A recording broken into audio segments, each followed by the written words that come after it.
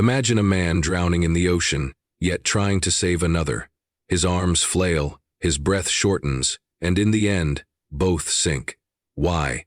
Because he forgot the first rule of survival: secure yourself before helping others. And isn't that what God expects from us? My friends, today I tell you, God wants you to take care of yourself first. This isn't selfish, it's wisdom. Even the great Stoics, from Marcus Aurelius to Seneca, taught us this truth. So let's explore 6 key lessons to live by. Imagine standing at the helm of a great ship in the middle of a storm. The waves crash violently, the winds howl, and the crew looks to you for direction. But what if you don't know how to steer? What if your hands tremble, your mind is clouded, and fear grips your heart? In that moment, your leadership is meaningless, not because the storm is too strong, but because you are too weak. This is the reality many face in life.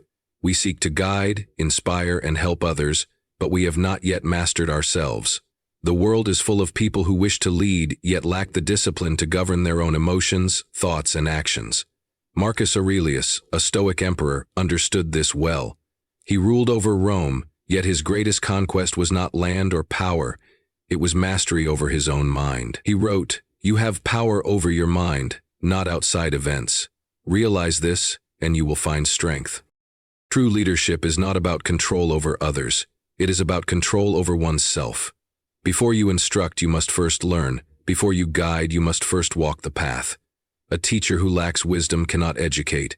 A parent who lacks patience cannot nurture. And a leader who lacks discipline cannot inspire. You cannot pour from an empty cup, and you cannot offer stability to others when your own foundation is weak. Think about the moments when anger overtakes you, when fear paralyzes you, or when laziness robs you of your potential. Each of these weaknesses is a chain that binds you. If you do not break free from them, how can you help someone else do the same? Epictetus, another great Stoic, said, "No man is free who is not master of himself." Freedom is not the absence of responsibility.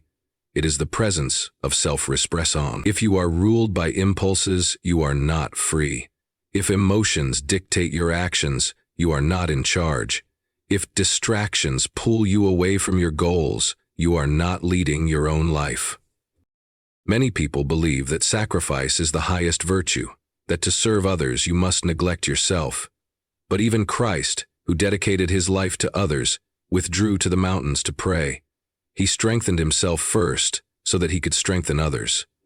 If you wish to serve your family, your community, or even God, you must first cultivate wisdom, patience, and resilience within yourself.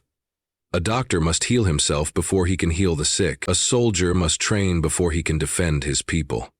A captain must understand the sea before he can navigate it. Consider your own life. Are you in control, or do external forces control you? Do you wake up with purpose, or do you drift through the day? Do you practice patience, or do small inconveniences frustrate you? Do you discipline your body, or do you let bad habits dictate your health? These are the questions that separate those who are truly strong from those who only appear to be. Leadership is not about commanding others. It is about being the kind of person others naturally want to follow. If you are calm in chaos, people will trust you. If you are wise in difficult times, people will seek your guidance. If you are strong when others are weak, people will lean on you. But this strength does not come from birth, luck, or external status. It comes from daily effort, from mastering your thoughts, your emotions, and your actions. Mastering yourself is a lifelong journey, but every step you take strengthens not just you, but everyone around you. You cannot force the world to be peaceful, but you can create peace within yourself. You cannot stop hardships from coming, but you can train yourself to endure them. You cannot control the storm, but you can become the kind of captain who sails through it with steady hands. So before you try to lead others, lead yourself. Before you demand discipline from others, cultivate it within yourself. Before you seek to change the world, change what is within your power, your own mind, your own habits, and your own soul. Because in the end, the greatest leader is not the one who controls others, but the one who has mastered himself. Your mind is the foundation of your entire existence. It shapes how you see the world, how you react to challenges, and ultimately the kind of life you lead. If your mind is weak, everything else crumbles, your decisions, your emotions, and even your faith. But if your mind is strong, you become unshakable, no matter what storms arise. This is why the Stoics believed that guarding the mind was the highest priority. Marcus Aurelius, one of the greatest Stoic philosophers and emperors, wrote, "The happiness of your life depends upon the quality of your thoughts." Yet, how often do people let their minds be polluted? Negative thoughts, endless worries, and distractions flood the mind daily. Many people allow fear, doubt, and anger to take root, as if their minds were an open field for any seed to grow. But if you do not carefully choose what you allow into your mind, it will be overrun by weeds. Think about the kind of thoughts you entertain. Do they strengthen you or do they weaken you? Do they bring clarity or do they bring confusion? Every thought you nurture either builds your inner fortress or tears it down. This is why it is crucial to filter what enters your mind, whether it's the content you consume, the conversations you engage in, or the worries you entertain. If you let negativity and distractions fill your mind, you will find yourself restless, anxious, and powerless. Just as a temple must be kept clean for worship, your mind must be purified from toxic influences. Avoid unnecessary arguments, empty gossip, and anything that clouds your judgment. Guarding your mind does not mean shutting yourself off from the world. It means choosing carefully what you give your attention to. Your energy is limited, and every moment spent on meaningless distractions is a moment taken away from growth and wisdom. You cannot control everything that happens around you, but you can control how you process it. A strong mind remains calm in chaos, finds solutions in difficulty, and remains steady in uncertainty. Training the mind is not easy, but it is necessary. Strengthen it with wisdom, discipline, and stillness, and you will find that no external force can shake you. In the end, your mind is your greatest asset. Treat it with the care it deserves, and it will serve you well. Your body is the vessel through which you experience life.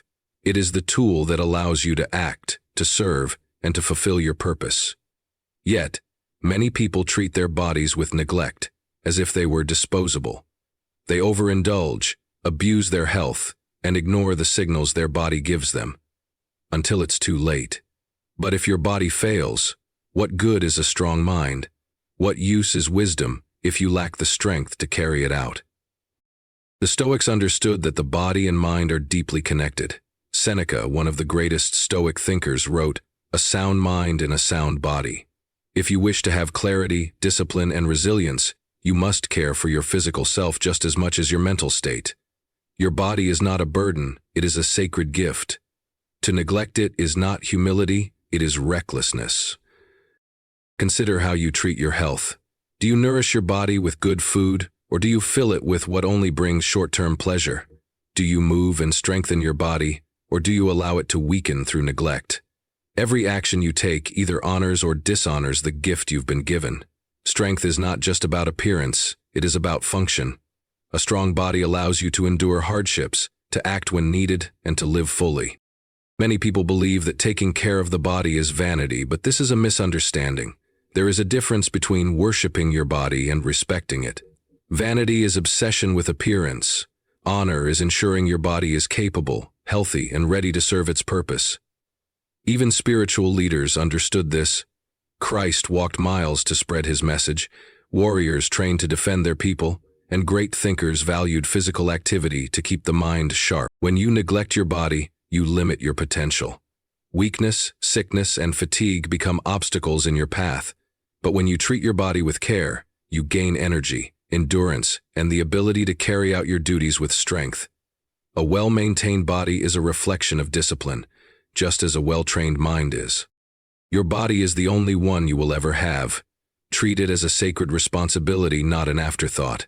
Nourish it, strengthen it, and respect it, for it is the vehicle through which you fulfill your purpose in this life. Boundaries are not signs of selfishness. They are signs of wisdom.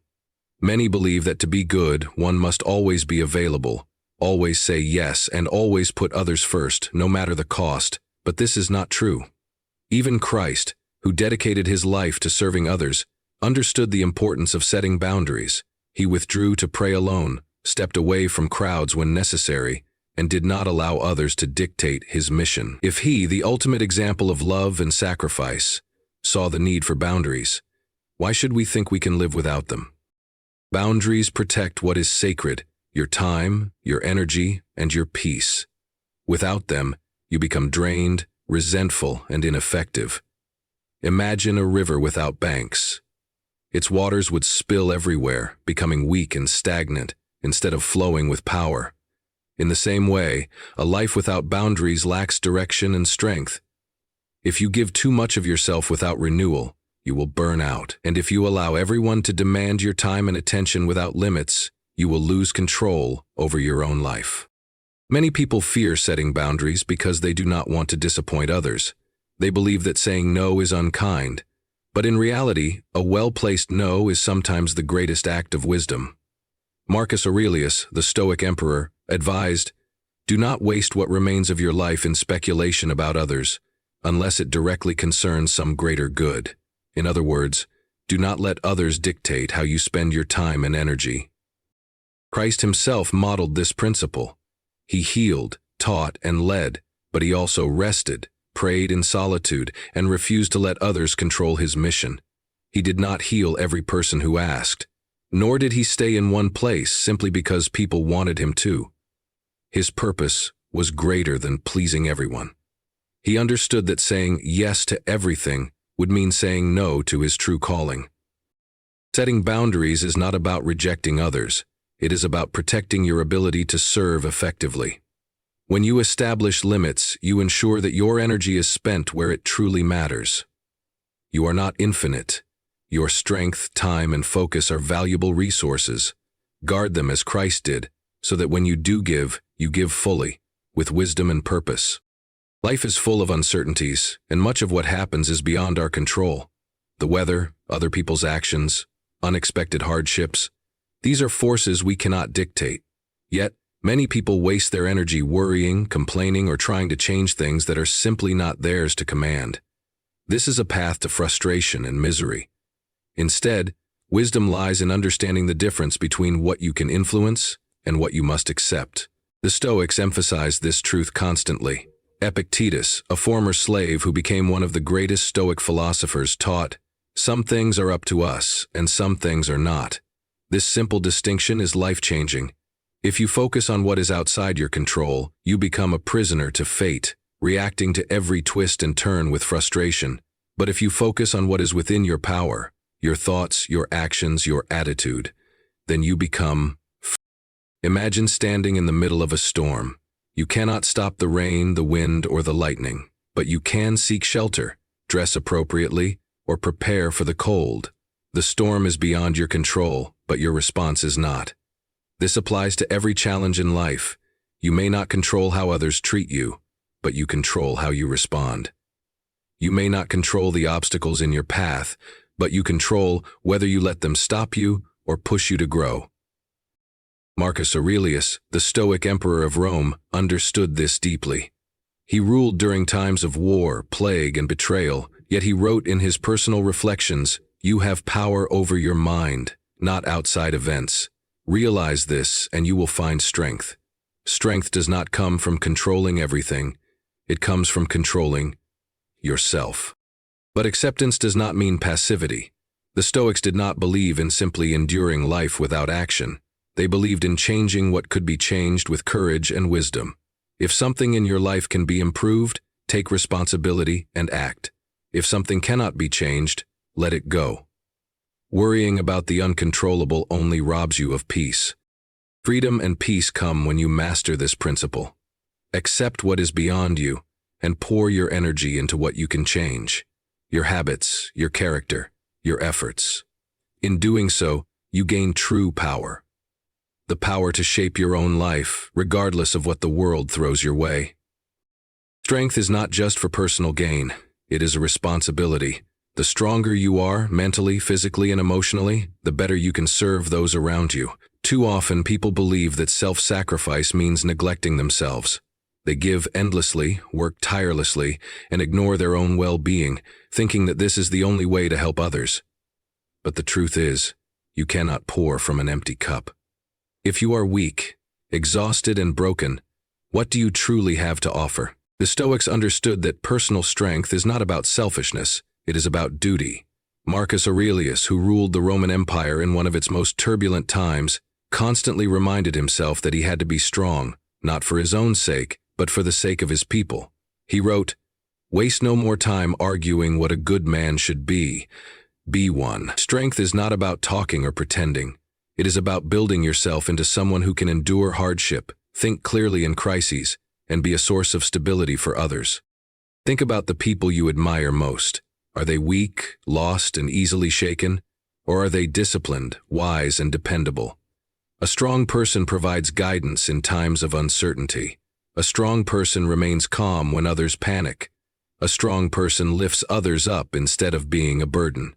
If you want to help the world, the first step is to make yourself stronger. Consider a firefighter running into a burning building. If he is untrained, weak, or fearful, he will not save anyone. He will only add to the disaster. But if he has prepared himself, strengthened his body, trained his mind, and mastered his fear, he can rescue those in need. The same is true in life. Whether you are a parent, a leader, or simply a friend, your ability to help others depends on how well you have prepared yourself. Strength comes in many forms. Physical strength gives you endurance and energy. Mental strength gives you clarity and resilience. Emotional strength allows you to remain patient, understanding, and kind even when the world tests you. All of these forms of strength make you a better servant of God, a better protector of your family, and a better leader in your community. Some believe that suffering and weakness is noble, but the truth is, being strong is what allows you to serve effectively. Even Christ took time to withdraw and renew himself in prayer. He did not allow himself to be drained to the point of uselessness. He understood that to fulfill his mission, he needed moments of rest, strength, and preparation. If he saw the value in this, why shouldn't you? The world does not need more weak people who collapse under pressure. It needs more strong individuals who can carry burdens, solve problems, and guide others through darkness. Strength is not given, it is built. Every day, in small choices, you either grow stronger or weaker. Do you discipline your body, or do you let it decay? Do you sharpen your mind, or do you waste it on distractions? Do you control your emotions, or do they control you? Building strength is not about arrogance or dominance. It is about responsibility. A weak person cannot lift others. A lost person cannot guide others. A broken person cannot heal others. If you truly want to help the world, you must first build yourself into someone capable of doing so. This is not an easy path, but it is the only path to true service. So ask yourself, are you preparing yourself to be strong enough to help others? Or are you waiting, hoping that somehow you will be useful despite being unprepared? The choice is yours. But remember, the stronger you are, the better you serve, not just yourself, but everyone around you.